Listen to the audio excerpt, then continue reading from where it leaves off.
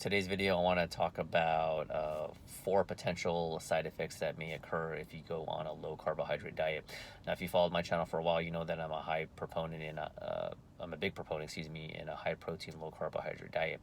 It may not be for everyone, but based on my personal experience, I believe that if people were to drop their carbohydrates, and not necessarily even going keto, not even being that extreme, but just dropping your carbohydrates and the carbohydrates that you do eat, if you do eat them, make sure they're lower in overall your overall count and they're complex carbohydrates as opposed to simple carbohydrates.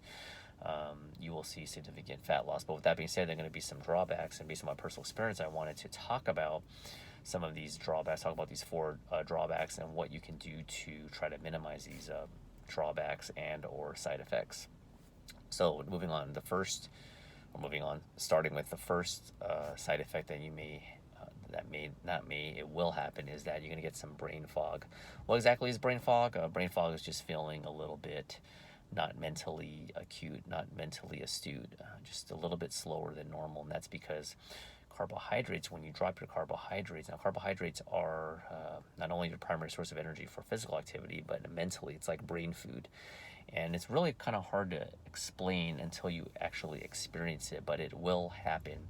So how do you combat this? Make sure you still try to get a good amount of sleep.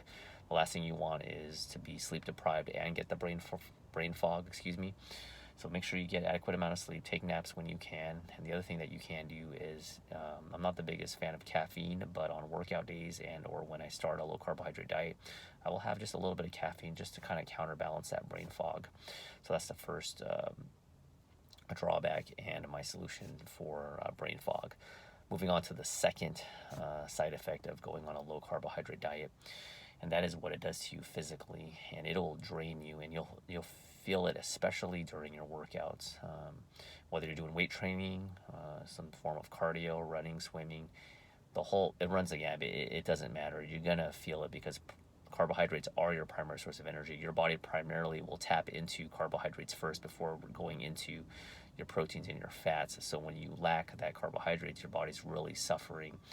Luckily, with majority of these side effects, it is only temporary, and it will take a few weeks to rebound, but it'll take your body just a while to go back to equilibrium and to just get used to this diet. That's the good news. The bad news is that everyone experiences these side effects, but luckily they are temporary.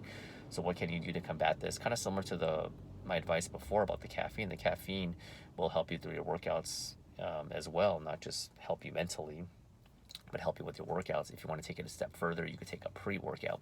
And the difference between a pre-workout and just taking caffeine is pre-workout has some other things. I'm not going to get too much into it, but if you look at the label, they've got BCAAs, they got beta-alanine, creatine.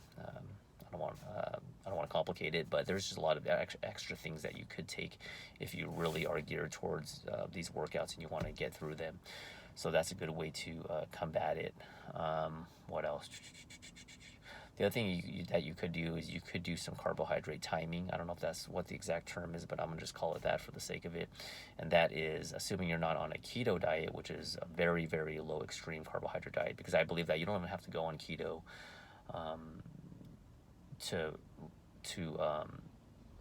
you don't have to go on keto, and go that extreme to reap the benefits of a low carbohydrate diet. Even if you get, let's say, 80 grams of carbs, you could do carbohydrate timing, and you can still go low carb throughout the day.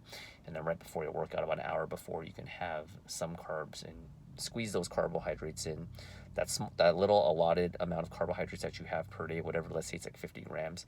Pack in 30 or 40 of those grams right before you work out. That's going to help you get through your workout along with the pre-workout if you take one. So that's the second one. Moving on to the third. The last two aren't as obvious, but I do want to point it out.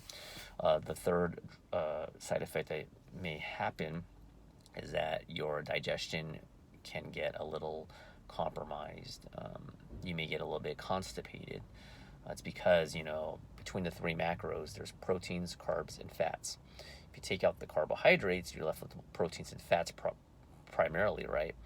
So you're eating a lot of protein, you're eating some fats, healthy fats, assuming. And these take longer for your body to break down because you're not eating that many carbohydrates. Carbohydrates are easier to break down. So what does that mean in layman's terms? Well, when it's harder to break down, yes, you are requiring and using a lot of energy, which is good for fat loss. But when it's harder to break down, your bowels are going to get harder. That's the most simple. I'm not a gastroenterologist, but if you catch what I'm saying, if it makes sense. So how do you combat this? One, just drink a lot of water. You want to flush out your system as best as possible. And make sure also to get enough fiber.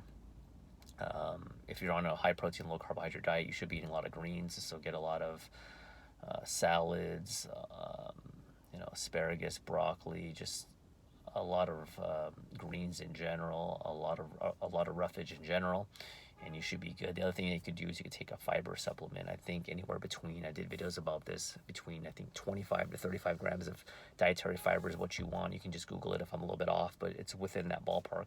That's going to help you combat this slow digestion. Okay, so moving on, last but not least, the fourth side effect that may occur, and this is more geared towards people that want to build muscle, but if you're trying to build a nice lean physique, muscular physique, when you drop your carbohydrates, you may flatten out a little bit. Feel free to click off this video if this doesn't apply to you, but if you're trying to maintain the leanness but keep the muscle but lose the fat, and you drop your carbs, yes, you're going to drop a lot of fat, but you're also going to shrink a little bit because of the carbohydrates, because carbohydrates fill up your body. So you got to find that sweet spot. So what you can do is you can carb up.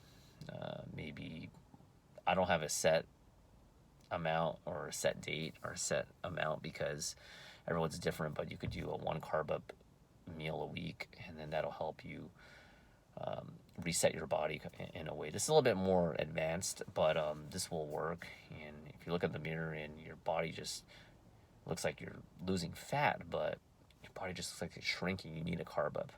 Once you get that carb up, your body will fill up again. Your muscles will fill up again, and then you'll rebound. Your body is very smart. It'll rebound back, and then you'll fill up, and then you can go back on the low carbohydrate diet. So hopefully that video makes sense. Thanks for watching. Try to keep it not too long, 7 minutes, but I had to get my points out. So that's it. Thanks for watching. Comments, questions, always welcome. Subscribe for more content if not already. I put out at least 2 to 3 new videos per week. I'll catch you in the next video. Bye.